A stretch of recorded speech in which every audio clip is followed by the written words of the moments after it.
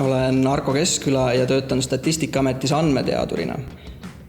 Statistikaameti staaži on mul aasta, aga selles valdkonnas olen tegelenud 10 aastat. Avan Bashi terminali, login sisse serveritesse, teen erinevatest andmebaasidest päringuid, analüüsin andmeid ja kui ausale, siis 90% ajast puhastan andmeid. See 10%, mis on niisugune lõbus ja fun töö, kus saab ehitada erinevaid masinaõppe algoritme ja andmeid analüüsida, et see on suhteliselt väike osa.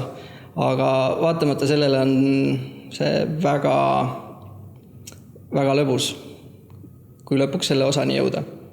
Kuna ma tegelen ka natukene projekti juhtimisega, siis minu tööpäev näeb tavaliselt ette ka e-mailidele vastamisega ja inimestega suhtlemisega. Seda tööd üksi on väga raske teha, on väga hea, kui sul on mõned kolleegid, kui mõte kokku jookseb, kelle käest nõu või abi küsida. Erialalt olen ma materjaliteadlane, see on väga interdistsiplinaarne amet nagu ka andmeteadus. Üldiselt on tarvis iseseisvalt probleeme lahendada, et Google'i otsingumootor on küll suureks abiks, aga lõppkokkuvõttes võiksid andmeteadlasel olla baasteadmised koolist olemas, kas siis programmeerimisteadmised, matemaatikateadmised või siis oskus asjadele teaduslikult läheneda. Ma arvan, et üks parimaid viise, kuidas alustada, on ikkagi ülikoolis võtta näiteks mingi andmekaeve kursus või suurandmete kursus või andmete visualiseerimiskursus, mis annaks lihtsa sellise baasülevaate, et mis tööriistad on, kuidas neid kasutada, mis on erinevad meetodid ja hiljem sealt juba edasi liikuda spetsiifilisemas suunas on tunduvalt lihtsam ja siis on neid erinevaid andmeallikaid, kust ennast täiendada ka lihtsam leida. Üldised töövahendid, mida ma kasutan, ma juba mainisin, et Bashi terminal, et väga hea on, et kui sellel ametikohal on ikkagi tarvis Unixi-laadsete süsteemide tundmist. Et ma ise olen 20 aastat vist olnud selline Unixi entusiasm, et minule siia töökohta tulles oli see kuidagi väga kodune tunne, et sain kasutada tuttavaid tööriistu. Kuna andmehulgad, mida me analüüsime, on väga suured, siis tihtilugu ei piisa klassikalistest vahenditest, analüüsivahenditest. Näiteks Oracle'i andmebaasid võivad jääda väikseks, Postgre andmebaas võiks olla sobilik, aga seal näiteks päringute tegemised muutuvad liiga pikaks. See on tarvis kasutada suurandmetele orienteeritud töövahendeid, näiteks Hadoop ja Spark, aga seda kõike tuleb teha minu meelest mõistuse piires, et need suurandmete töövahendid muutuvad efektiivseks alles mingist teatud andmemahtudest, et ei ole mõtet kõiki asju üledimensioneerida. Et see on seesama, et keep it simple, stupid filosoofia, et iga töö jaoks tuleb valida sobiv tööriist.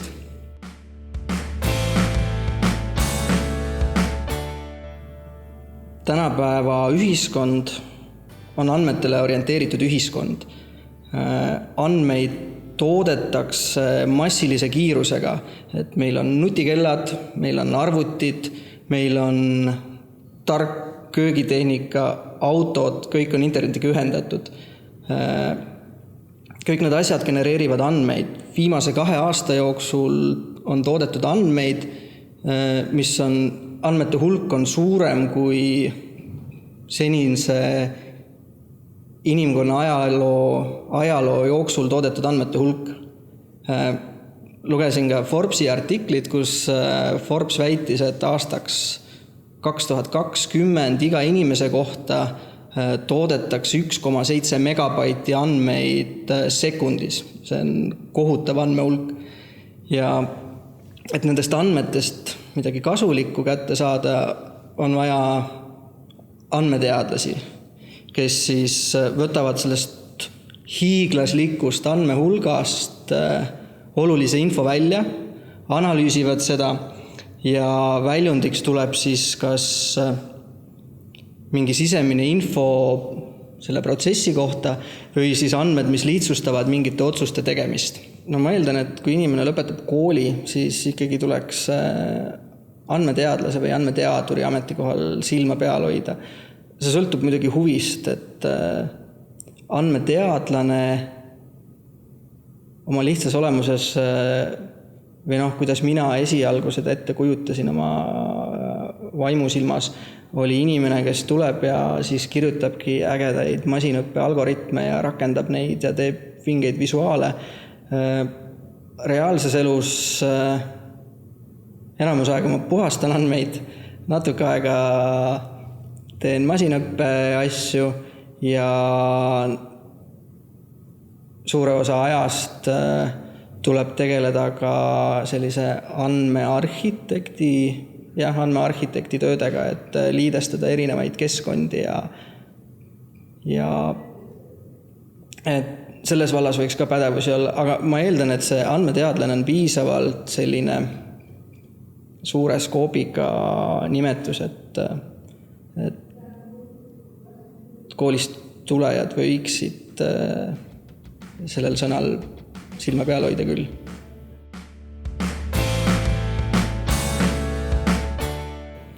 Seda tööd üksi on väga raske teha, on väga hea, kui sul on mõned kolleegid, kui mõte kokku jookseb, kelle käest nõu või abi küsida. Osade probleemidega on nii, et iseseisvalt pusides võid sa pusida selle kallal nädala, aga ma leian, et siin on oluline ka meeskonnatöö ja oskus töökaaslastega suhelda. Ma võin tuua näiteks, et ühe probleemi kallal olin pool päeva jagelenud sellega, ei saanud ühte asja tööle, küsisin töökaaslaselt, kes 15 minuti pärast saatis mulle väikse koodijupi ja lihtsalt töötas. Et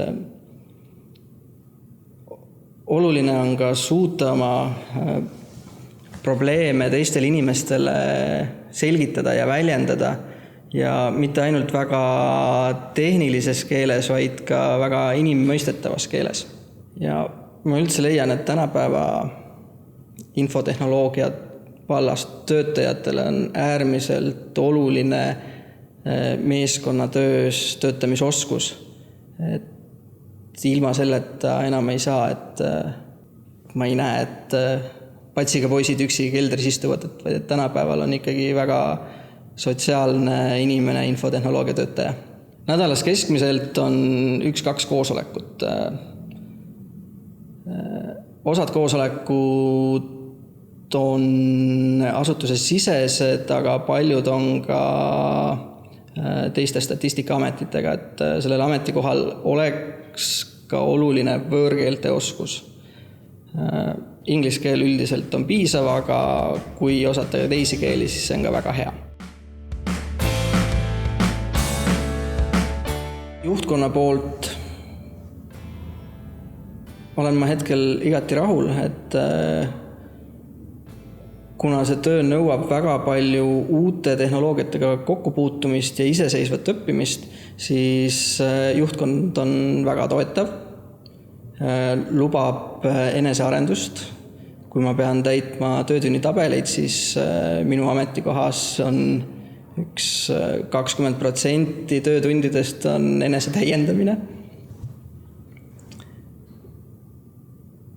Ma julgen isegi arvata, et reaalses elus on see enese täiendamine võib-olla isegi suurema osakaaluga. Et amet on huvitav, et ma tihti lähen koju, panen lapse magama ja siis veel tunde õhtuti tegelen üksi mingite probleemidega või proovin ennast täiendada selles vallas, sest äärmiselt huvitav valdkond, äärmiselt potentsiaalne valdkond, mida läheb igal pool maailmas tarvis ja ma leian, et see on üks väga huvitav amet. Et andmeteadur või data scientist kohta on öeldud ka, et see on 20. sajandi üks seksikamatest töödest. 21. sajandi seksikamatest töödest. Et mul on väga hea meel, et ma teen seda tööd. Seda infot, kust ennast täiendada, on terve internet täis. Paraku on nii, et see info on väga fragmenteerunud ja sealt õigete asjade leidmine nõuab mingisuguseid baasteadmisi, et sa oled juba kursis mingite asjadega, sest mingit blogi pidada võib igaüks ja fake news on ka väga populaarne teema, et alati kõik pimesi ei saa uskuda. Mõned kuud tagasi käisin ka suurandmete häkatonil. Väga huvitav kogemus oli, et palju õppis juurde. Soovitan kõikidel, kes unetundidest väga lugu ei pea, proovida korra elus ka üks häkaton ära. Statistikaametis on metsikult andmeid. Siin on igas väga palju andmeid ja kui tekib mingi probleem või sa proovid midagi leida, siis on alati võimalik kasutada mõnda muud andmebaasi. Me saame linkida nende teiste andmetega ja leida väga huvitavaid tulemusi. Ma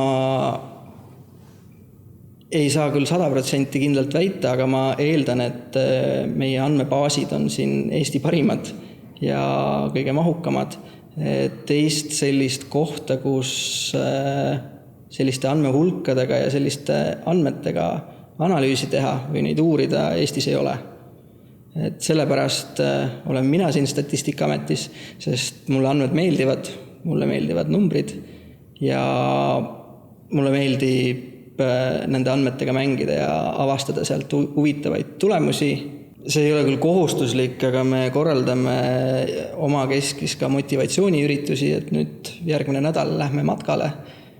Aeg-ajalt neid ikkagi tuleb ja ma arvan, et ka väga oluline on käia ühiselt lõunal, kus siis teiste töökaaslastega suhelda. Et siuke hea ja soe keskkond on, kus ma töötan. Hetkel ei ole Statistikaametis väga palju andmeteadureid, kuid ma näen, et lähima tuleviku jooksul on see trend kasvamas. Et ei maksa karta, kui oled õppinud andmeteaduriks, et siis see töö tulevikus ära kaob. Andmeteadureid on igal pool vaja. Et eraettevõtluses, avalikus sektoris, kõikjal. Ma olen Statistikaameti eksperimentaalstatistika tiimis.